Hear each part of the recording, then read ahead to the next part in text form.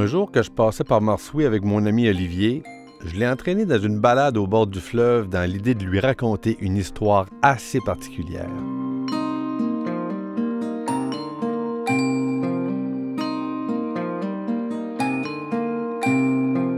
Le toponyme Marsouilles, ça te fait penser à quoi? Marsouilles.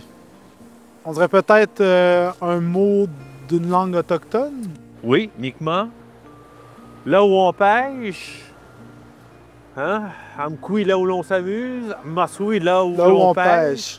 C'est une version dans Carmen Roy, qui est une anthropologue qui a beaucoup sillonné la côte nord de la Gaspésie. Elle mentionne également que Marsouilles pourrait être un dérivé de marsouin. À une certaine époque, on a envoyé beaucoup au large, puis on dit même qu'il s'en échouait pas mal sur le rivage. Fait qu'il y a comme deux versions, celle autochtone, celle de Carmen Roy. Je te laisse choisir la tienne. Je pense qu'on parle quand même d'un lien entre la terre et la mer dans tous les cas. Exact. Ouais.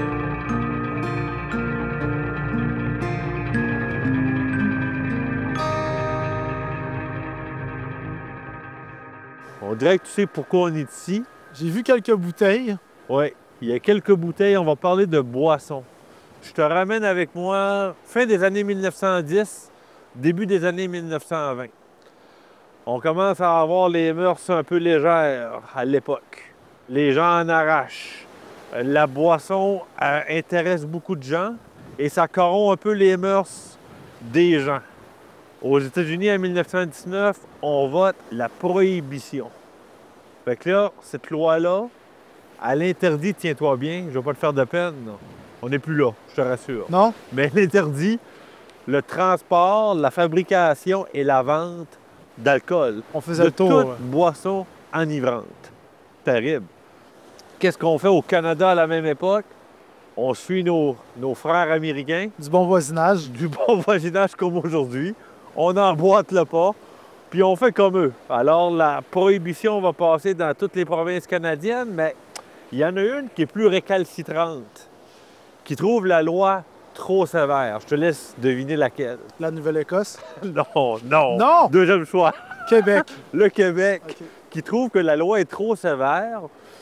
Et on va finir par passer un référendum dans la province. Et le résultat du référendum va dire qu'au Québec, on tolère la vente de vin, bière, cidre. Quand même. Quand même. Mais pendant 2 ans, la prohibition a recours au Québec, de 1919 à 1921. Puis en 21, qu'est-ce qui arrive? La Commission des liqueurs qui va ouvrir ses portes. Alors, ce sera la fin de la prohibition au Québec à partir de 21. Ça ne dure pas longtemps chez nous. On est la seule province au Canada à avoir une commission des liqueurs. Fait que je peux te dire qu'il y a des yeux qui vont se tourner vers le Québec et des langues qui vont se tourner dans la bouche Ouais. parce que ici, l'alcool est disponible et on va devenir un genre de fournisseur On de était une porte boissons d'entrée. prohibées, interdites, à un moment où les gens ont soif. Alors, on va étancher la soif de certains. On a étanché la soif de l'Amérique. De l'Amérique. Exactement.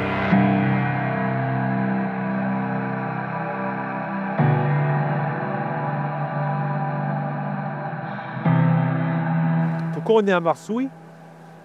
Je te le demande. Parce que, comme tu le sais si bien maintenant, Oui. on est dans les années 20, la route, c'est la mer. La Gaspésie, c'est une péninsule. Et il y a un haut lieu en Amérique où la boisson circule, et c'est à Saint-Pierre-et-Miquelon, Ah, lien avec la France. territoire français en Amérique, où là, on peut consommer de l'alcool. Alors, il y a de l'alcool qui transite entre Saint-Pierre-et-Miquelon et la Gaspésie, qui n'est pas très loin. Alors, ici, ça devient comme un lieu d'entrepôt, une cache, comme on l'appelait. La sac entrepôt. La sac, un grand entrepôt à ciel ouvert. OK. Et l'arbre ici, qu'on appelle l'arbre des contrebandiers. Un arbre centenaire, visiblement, Oui. avec des branches qui ont été écourtées. À la manière d'une échelle. C'est à manière d'une échelle, à la manière d'une échelle. Alors l'arbre servait de lieu de tour d'observation. On grimpait dans l'arbre, on repérait les navires, les embarcations au large qui transportaient la boisson pour la délivrer ici sur le territoire. Quand on repérait l'embarcation, on descendait de l'arbre. On faisait un feu sur le bord du rivage pour indiquer aux fournisseurs « Hey, je t'attends, débarque ta cargaison. » On allait souvent la chercher en barque. On ramenait la cargaison, puis on la cachait ici, à l'hôtel Henley. Puis on entreposait ça dans la grange de l'hôtel. Ah ouais, OK. Et à partir de ce moment-là, on dit qu'on payait 100 $ par jour à l'hôtel. Une Pour somme l'époque, faramineuse c'est ça. à l'époque pour garder la boisson qui, elle, transitait par suite ailleurs, vers les États-Unis, vers d'autres provinces canadiennes.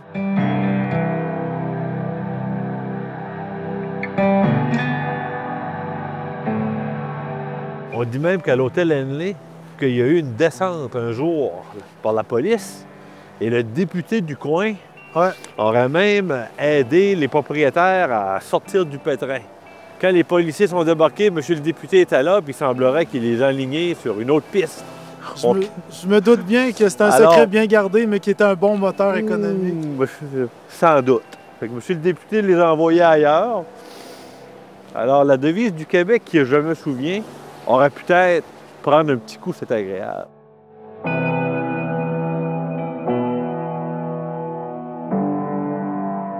On dit qu'il reste peut-être des gallons d'alcool oubliés quelque part dans les bois des alentours.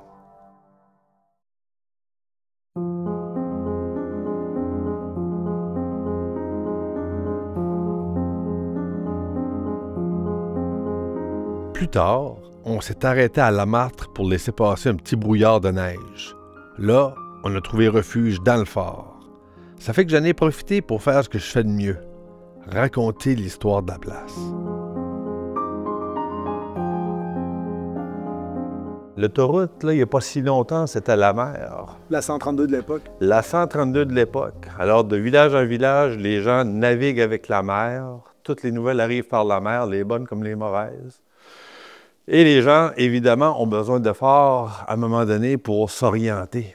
Il y aura de nombreux naufrages tout le long de la côte. Hein? C'est pas la baie des Chaleurs ici, c'est le golfe Saint-Laurent. C'était pas une mer tranquille. Peut-être que le gardien est là pour manger une bonne soupe chaude.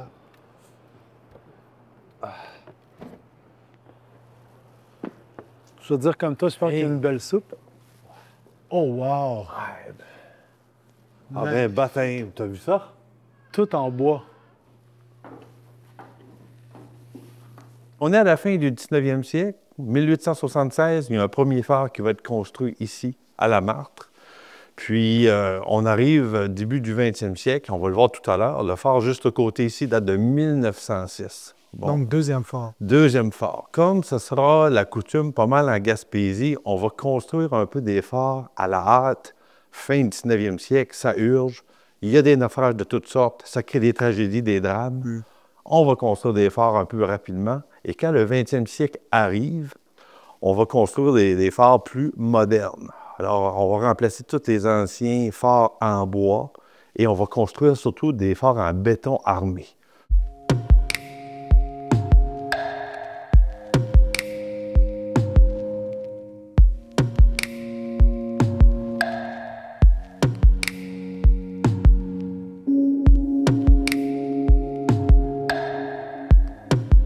Ce que je trouve merveilleux ici à Lamartre, c'est que le phare, il est en bois d'épinette, en bardeau de cèdre. On ne l'appelle pas pour rien la Cadillac des phares. Oh!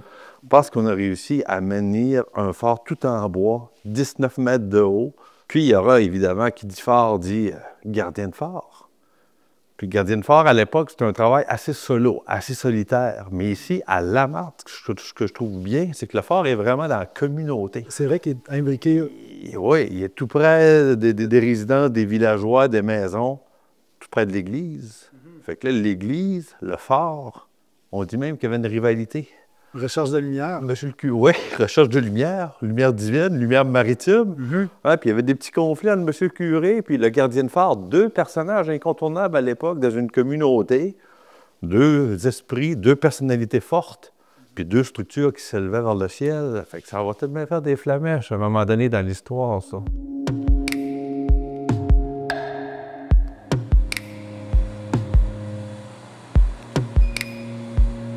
On dit que la lentille de 5000 livres est couchée, assise sur un bain de mercure Un bain de mercure, qui permet à la lentille de tourner sans trop de friction. sans trop de friction. Ah, Puis ça serait un des seuls fonctionnements du genre encore dans le coin, là.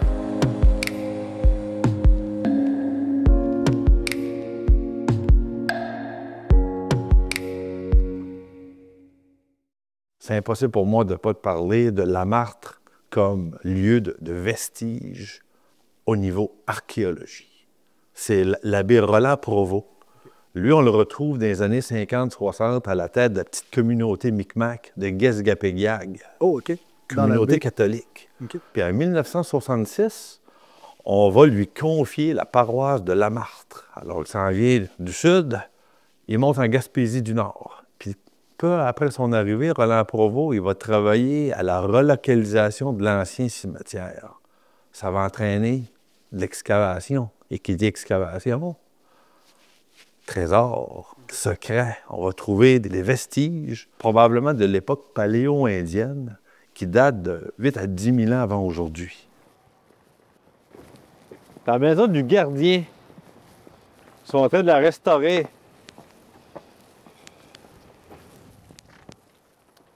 Hey, c'est ouvert.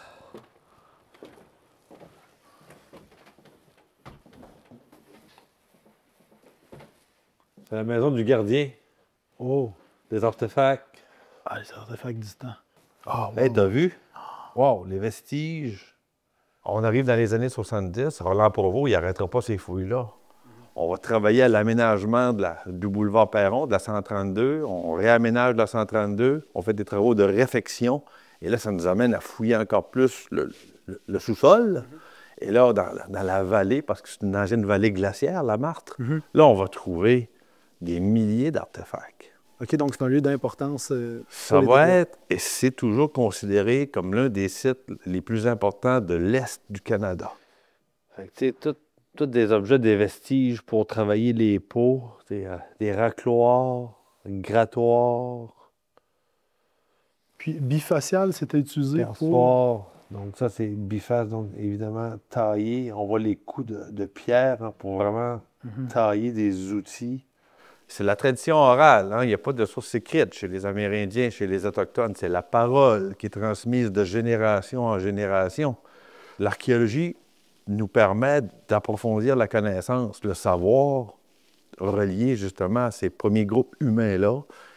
Ça fait que l'héritage de l'abbé Provost, qui est décédé en 2008, il y avait plus de 90 ans, bien, c'est toujours vivant parce qu'il n'y a pas si longtemps, en 2020, on a fait des fouilles d'excavation, puis on a retrouvé, c'est pas long qu'on trouve des sites archéologiques à tous les coins de rue ici, là, tant que le territoire est riche. Donc c'est littéralement une mine archéologique. Carrément. Ah ouais.